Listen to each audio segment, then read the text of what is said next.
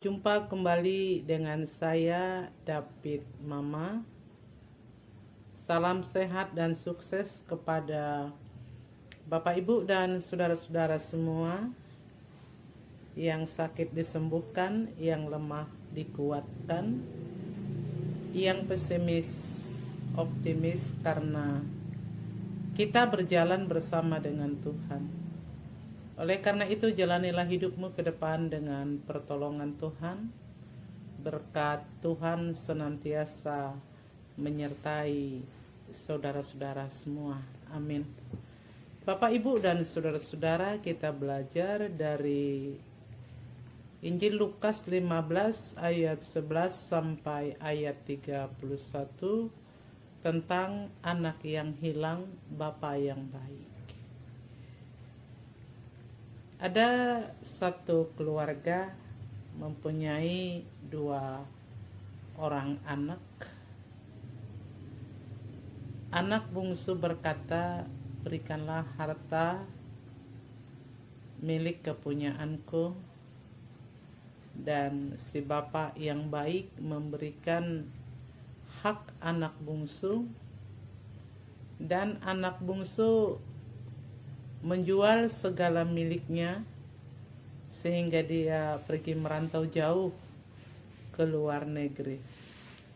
Suatu saat karena hidup berpoya-poya dan tidak sayang dengan miliknya biasa yang tidak dicari dengan keringat, dengan tenaganya, biasanya kurang menyayangi barangnya.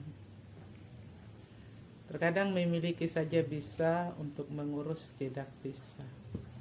Nah, itulah yang dialami oleh anak bungsu itu. Karena dia terus berpoya-poya, maka dia kehilangan semua miliknya dan dia tidak memiliki apa-apa, sehingga timbul niatnya untuk mulai bekerja, dan dia bekerja untuk mengurus ternak babi. Dan karena dia tidak memiliki makanan lagi, lalu timbul niat di hatinya untuk memakan makanan babi itu, tetapi itu pun dilarang oleh majikannya, sehingga timbul introspeksi diri, merasa sedih, merasa menyesal, dan mengingat harta milik bapaknya yang banyak karena bapaknya adalah orang, dan mengingat harta milik bapaknya yang banyak karena bapaknya adalah orang yang sangat kaya. Anak bungsu bertobat. Dia menyesali setiap kesalahannya dan ingin kembali pulang ke rumah, bertemu dengan papanya, karena dia berpikir kalau dia lama-lama di negeri orang, dia akan mati kelaparan. Sementara bapaknya punya harta yang banyak dan berlebih-lebihan.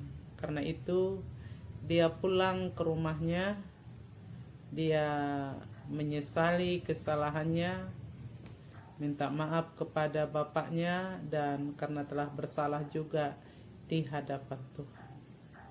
Tahu apa yang terjadi Bapak Ibu? Dari jauh juga bapaknya telah melihat kedatangan anaknya. Rasa rindu bapaknya, rasa sayang bapaknya, dia langsung membuka tangannya, menyambut anaknya dan memeluk anaknya, memakaikan pakaian yang indah, dan menyuruh membuat hiburan musik untuk menyambut dan lambang sukacita atas kehadiran dan keberpulangan anak bungsunya, anak yang hilang, anak yang telah lama dirindukan dan dinanti-nantikan kepulangannya. Mendengar suara musik dan keramaian, anak yang sulung juga mulai bertanya dan kepengen tahu ada apa sebenarnya di rumah. Lalu orang berkata adiknya telah pulang, karena itu bapaknya bersuka cita memberikan yang terbaik. Maka timbullah rasa marah, rasa cemburu dari anak sulung dan berkata kepada papanya, aku sekian lama bersama dengan papa, tapi papa tidak pernah memberikan yang terbaik seperti itu kepada saya. Lalu bapaknya menyenangkan hati anaknya dan berkata, kamu selama ini bersama-sama dengan saya, harta milik saya, kepunyaan saya adalah milik kamu dan kepunyaan kamu juga. Kenapa dia boleh? Kenapa dia memiliki? Kenapa dia harus menikmati kebahagiaan? Nah, dari sini adalah masa-masa introspeksi emosi manusia. Tingkat kecemburuan manusia terkadang membuat manusia itu rugi sendiri dan juga dapat merugikan orang lain. Itu dalam Alkitab dapat kita pelajari sikap Kain yang cemburu terhadap Habel karena diterima Allah persembahannya, maka timbul niat Kain dan memang Kain membunuh adiknya sendiri Habil oleh karena kecemburuan. Kecemburuan dapat merugikan manusia karena itu dapat membakar hati manusia. Seyogianya anak bungsu inilah yang hilang, tapi dalam prakteknya setelah anak bungsu bertobat, maka kembalilah anak yang sulung itu menjadi anak yang hilang. Karena dia telah kehilangan rasa kasih sayang, dia sudah kehilangan damai, dia sudah kehilangan fungsi sebagai anak sulung yang seharusnya menjaga, merawat, mengurus, bertanggung jawab akan kehidupan, masa depan, pertumbuhan dari adik bungsunya. Tetapi karena emosinya membuat dia menjadi kehilangan damai sejahtera. Saudara-saudara, apa pesan rohani yang dapat kita ambil dari perikop Lukas 15 ayat 11 sampai ayat 31 perihal anak yang hilang adalah, sebenarnya kita manusia ini adalah perumpamaan tentang anak yang hilang, yang telah pergi jauh dari kebenaran, tetapi karena kasih Tuhan kita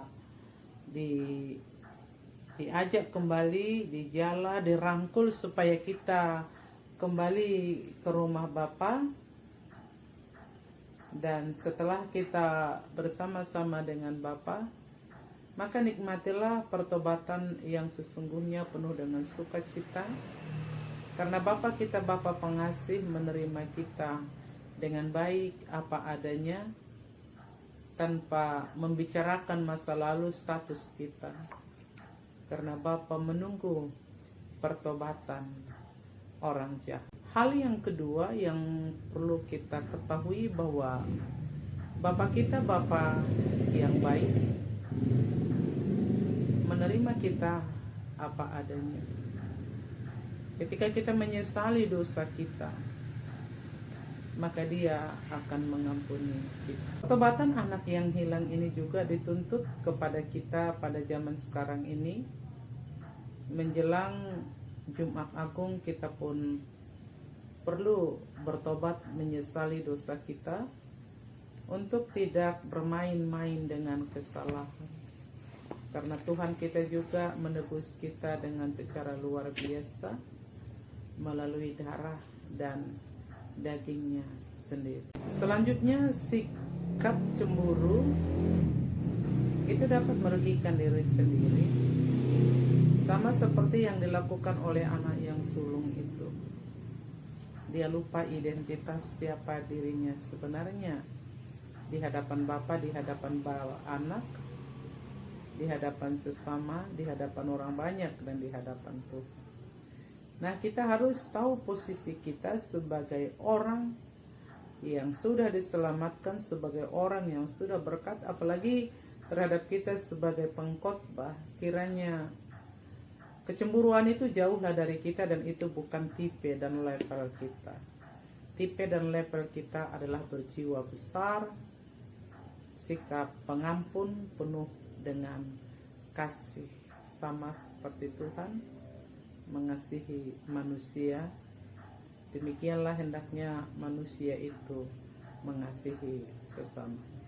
Bagaimana caranya supaya saudara tetap dalam jalannya Tuhan adalah giatlah selalu dalam persekutuan, karena dalam persekutuan dengan Tuhan jerih lelahmu tidak sia-sia.